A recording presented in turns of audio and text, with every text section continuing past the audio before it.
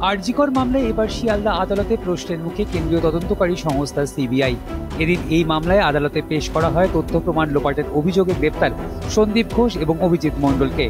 আদালতে বিচারকের প্রশ্ন, আরজিকরের ঘটনায় আদৌ কি এ দুজনের বিরুদ্ধে তথ্য প্রমাণের লোপাটের কোনো অভিযোগ রয়েছে?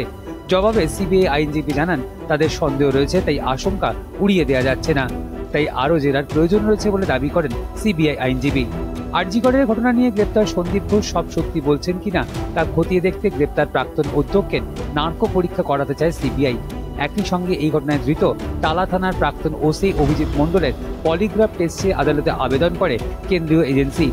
আদালত সূত্রে জানা গিয়েছে, স্রেফ সন্দেহের বশে পলিগ্রাফ টেস্ট করা যায় না, কারণ পলিগ্রাফ টেস্ট দেবেন কিনা সেটা ব্যক্তিগত বিষয়।